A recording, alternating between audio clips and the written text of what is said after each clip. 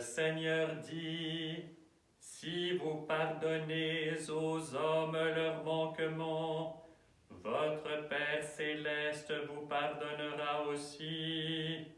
Mais si vous ne pardonnez pas aux hommes, votre Père ne vous pardonnera pas non plus vos manquements.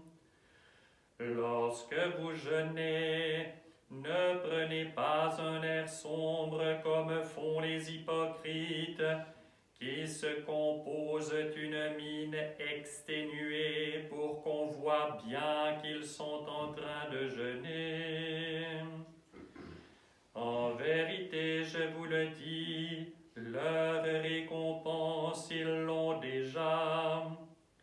Mais toi, lorsque tu jeûnes, parfume-toi la tête et lave ton visage, pour que ton jeûne soit connu non des hommes, mais de ton Père qui est là dans le secret. Et ton Père qui voit dans le secret te le rendra au grand jour. N'amassez point de trésors sur la terre, où la teigne et la rouille détruisent, où les voleurs percent et dérobent. Amassez vos trésors dans le ciel, où ni la teigne ni la rouille ne détruisent, où ne percent ni ne dérobent les voleurs. Car là où est votre trésor, là aussi sera votre cœur. Gloire à toi, Seigneur, gloire à toi.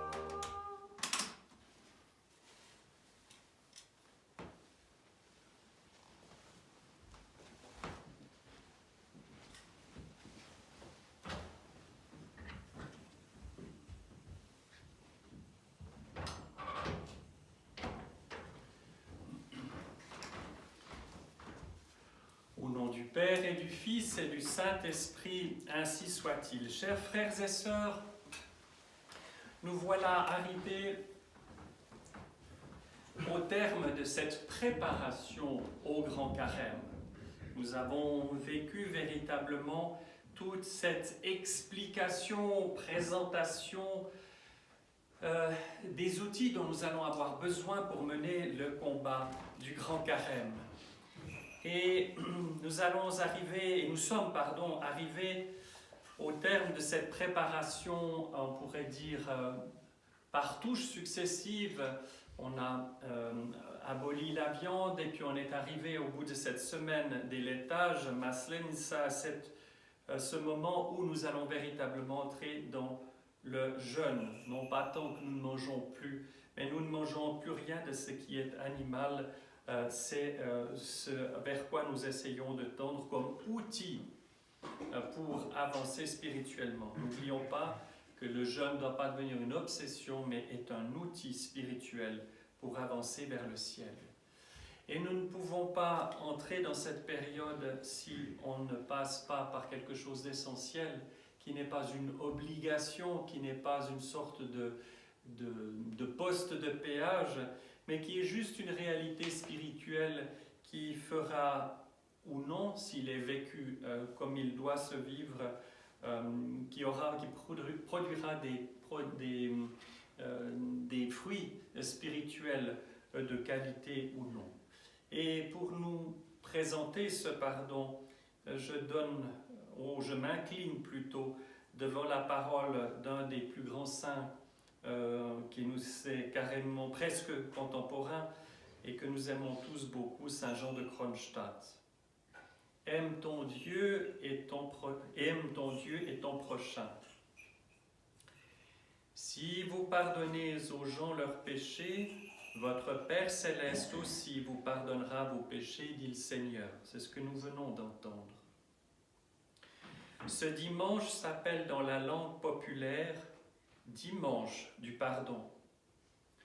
Depuis les temps anciens, on garde la coutume en ce jour et durant toute la semaine des laitages de se demander mutuellement pardon pour les péchés commis l'un envers l'autre. Magnifique coutume, authentiquement chrétienne. Qui de nous, en effet, ne pêche pas contre son prochain, que ce soit en parole, en acte ou en pensée? En demandant pardon à l'autre, nous montrons notre foi en l'Évangile, notre humilité, notre refus du mal, notre amour de la paix. Au contraire, ne pas désirer demander pardon montre notre peu de foi, la suffisance, la rancune, l'insoumission à l'Évangile, la résistance à Dieu, la complicité avec le diable. Pourtant, nous sommes tous enfants du Père céleste, par la grâce, membres du Christ notre Dieu, membres de l'unique corps, l'Église, qui est son corps, et membres les uns des autres. Dieu est amour, et plus que tous les holocaustes et les sacrifices, il exige de nous un amour mutuel qui est patient, fait miséricorde, n'envie pas, ne s'enfle pas, ne s'enorgueillit pas, ne fait pas de scandale, ne recherche pas son intérêt, ne s'irrite pas, ne tient pas rancune, ne se réjouit pas de l'injustice, mais se réjouit de la vérité. Il excuse tout, croit tout, supporte tout, et jamais ne cesse. C'est ce passage si beau de la première épître de saint Paul aux Corinthiens.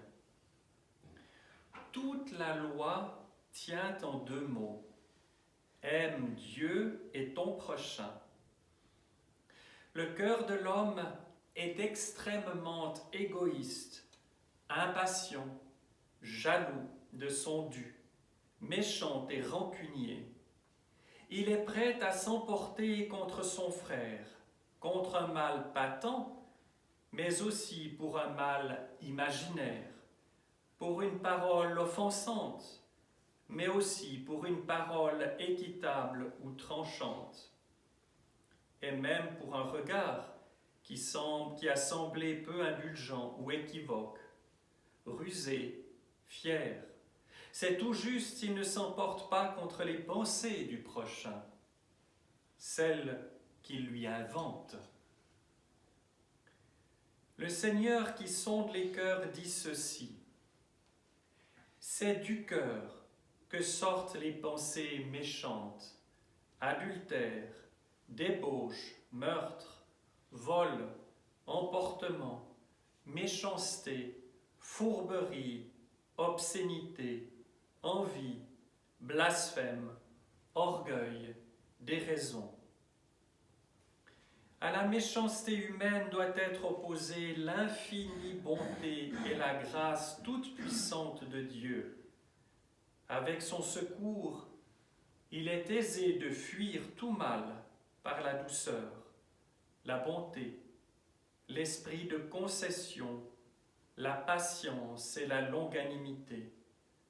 Je vous le dis, déclare le Seigneur, ne résistez pas aux méchants. Si quelqu'un te frappe sur la joue droite, tends-lui l'autre. Celui qui veut te faire un procès et prendre ta tunique, donne-lui encore ton manteau.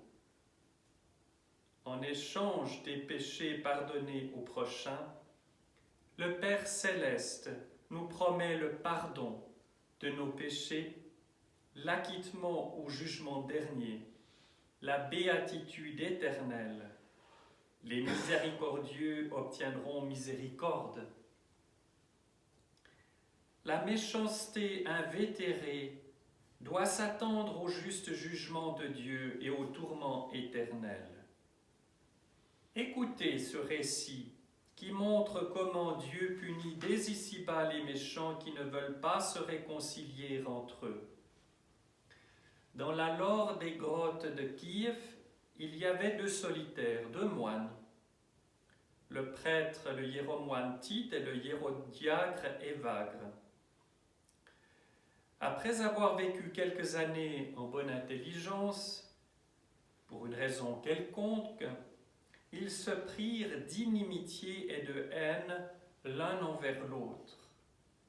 Leur animosité mutuelle dura fort longtemps, et eux, sans se réconcilier, avaient l'audace d'offrir à Dieu le sacrifice non sanglant de l'autel.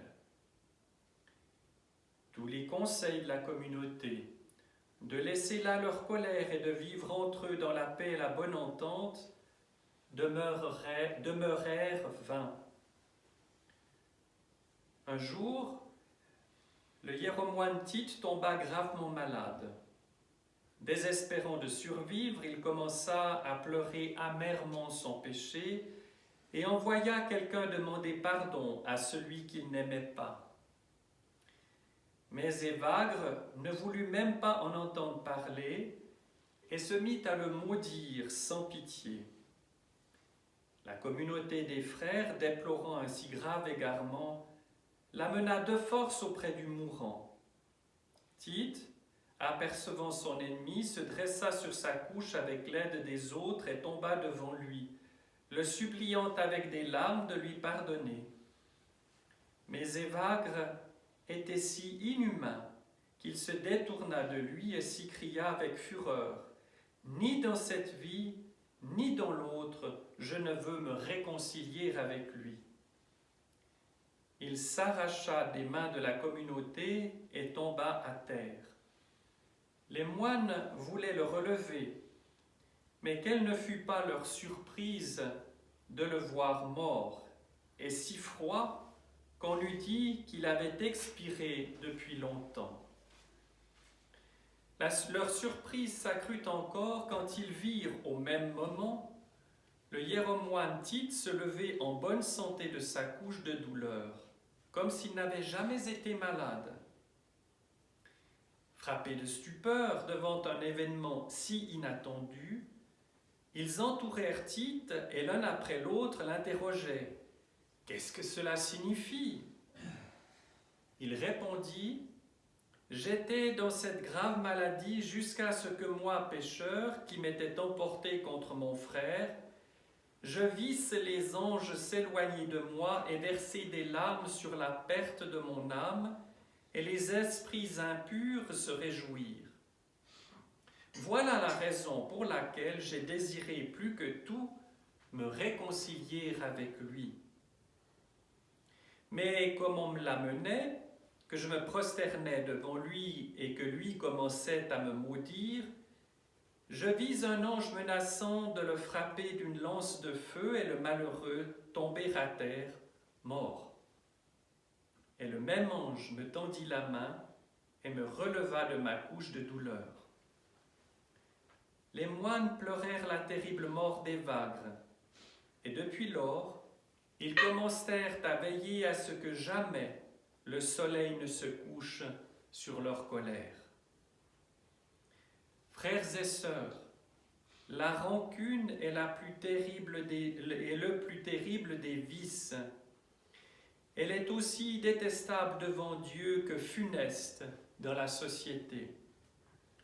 Nous sommes créés à l'image et à la ressemblance de Dieu.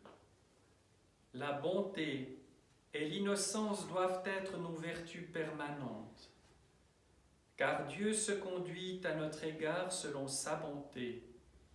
Il est lent à la colère et nous pardonne sans compter. Nous aussi, nous devons pardonner. Mais le rancunier n'a pas en lui l'image et ressemblance de Dieu.